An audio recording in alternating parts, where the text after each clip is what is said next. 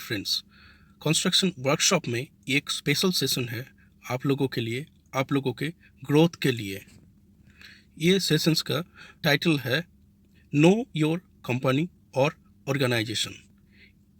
अभी एक ऑर्गेनाइजेशन में आप लोग काम कर रहे हो, आप लोग क्या है, आप लोग काम करते हो, काम का नॉलेज हो गया। अभी थोड़ा थोड़ा आपने मेरा प्रीवियस वीडियोस चेक करके आप लोगों को थोड़ा सा जानकारी मिला कैसे ग्रो करने का है कंपनी में, आपका ऑर्गेनाइजेशन में। लेकिन और एक इम्पॉर्टेंट पार्ट होता है कंपनी को जानना। कंपनी को जानना और एक इम्पॉर्टेंट पार्ट होता है। तो इसके लिए मैं 5 पॉइंट आप लोगों को कन्वे करना चाहता हूँ। ये 5 point is very 5 point is very vital to know your organization. First point क्या है? The first point is your organization strength. What is the meaning of the strength? What is the meaning of your company or organization's strength? Organization strength build करता है, it's built with some of the tools and technique. So company strength कैसे define करेगा? Company strength define होता है उसका man power, equipment and machineries. यही आप लोगों के लिए इम्पॉर्टेंट पार्ट है कंपनी को डिफाइन करने के लिए। बाकी जो कमर्शियल्स पार्ट है या तो कुछ अदर पार्ट है, लीगल पार्ट है, ये आप लोगों के लिए ज़रूरत नहीं है। वो मैं नेक्स्ट सेशंस में एक्सप्लेन करूँगा आप लोगों को। Second point is company establishment. Establishment का क्या क्या है?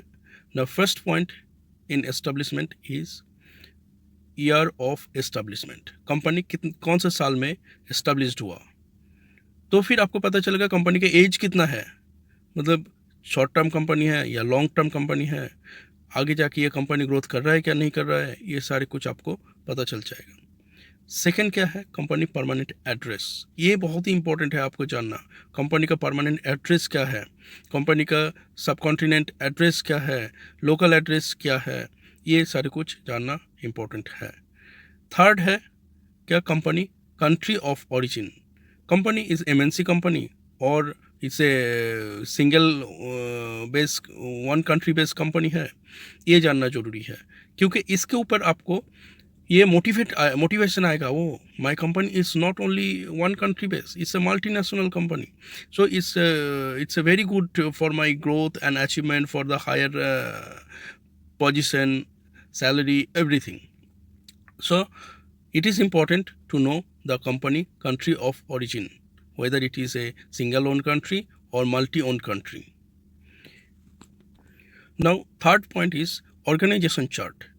आप एक कंपनी में काम कर रहे हो लेकिन आपको मालूम नहीं है जो आपका कंपनी का हायरार्की क्या है, मतलब स्टार्टिंग में कौन बैठा हुआ है और नीचे कौन है, कैसे आप किस स्टेप बाय स्टेप कैसे ऊपर फॉलोअप कर सकते हो और कैसे फॉलोअप कर सकते हो, कहाँ पहले जाना है, किसी चीज़ के लिए आपको कुछ रिक्वायरमेंट है, आपका कुछ ज़रूरत है साइट के लिए, आपका खुद के लिए, पर्सनल के लिए, तो आप कैसे उसको हायरार्की फॉलो करोगे।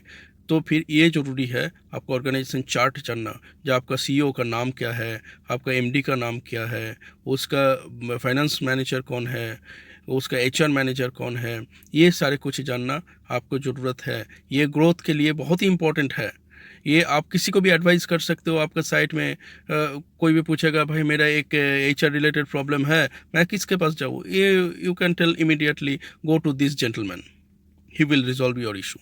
So it will help you to grow. Yes, very good, you are multi-skilled, you know this company also, you know the company policy, you know the work environment or work requirement, knowledge, everything you have. So आपको grow करने के लिए कोई रोक नहीं सकता।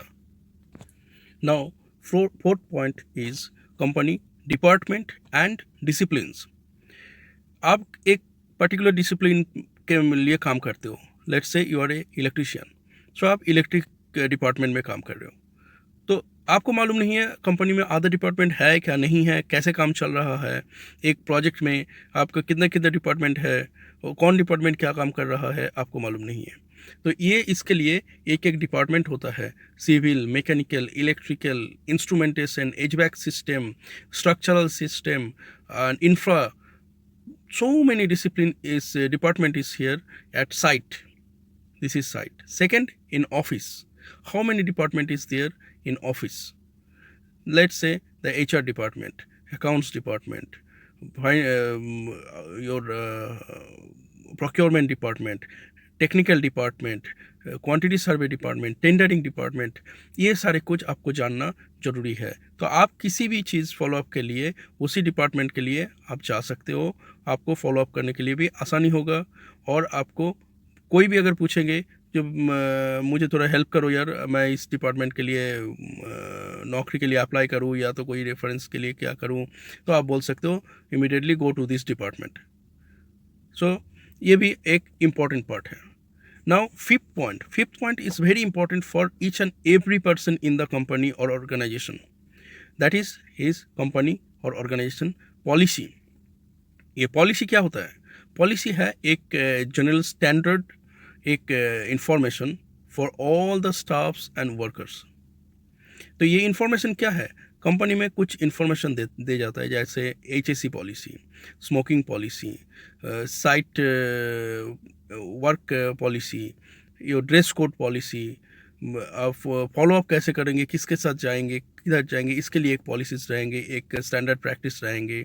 ये जानना आपके लिए ज़रूरी होता है, क्योंकि ये पॉलिसी आप फॉलो करेंगे तभी कोई कंपनी आपके अगेंस्ट कोई लीगल स्टेप नहीं ले सकता, आपको कोई वार्निंग्स नहीं जारी इशू कर सकता, क्योंकि आप पॉलिसी के हिसाब से काम कर रहे हो, कोई रिक्वायरमेंट दे रहे हो कंपनी को। नहीं तो कंपनी सोचेगा ये पॉलिसी मालूम नहीं है, ये don't know about this policies and all, so it will be a constant for your growth. So best you have to follow this 5 point for your growth, because आप लोग अभी ग्रो करना स्टार्ट किया हुआ हो, और मैं उम्मीद करता हूँ मेरे वीडियो से आप लोगों को ग्रोथ मिल रहा होगा, आप फॉलो कर रहे हो। तो ये पॉलिसीज़ और ये 5 पॉइंट्स आपका ऑर्गेनाइजेशन को जानने के लिए, नो योर ऑर्गेनाइजेशन, ये जानने के लिए बहुत इंपॉर्टेंट है, और ये आपको आगे ग्रोथ के लिए हेल्प करेगा। सिर्फ आपको नहीं, आपका कोलीग्स को, आपका कोवर्कर्स को भी हेल्प करेगा थ्रू यू। तो थ्रू यू का मतलब क्या है? आप उन लोगों से आगे हो, आप उन लोगों से आगे हो मतलब आपका ग्रोथ रोक नहीं सकता कोई भी। Thank you very much for watching. Subscribe करो मेरे वीडियोस को। कोई भी क्वेश्चंस हो, कुछ भी कमेंट्स हो, मुझे इमीडिएटली पास करो, ताकि मैं आगे और भी रिकवर कर सकता हूँ, और भी अच्छा कर सकता हूँ, और भी more information I can provide all of you.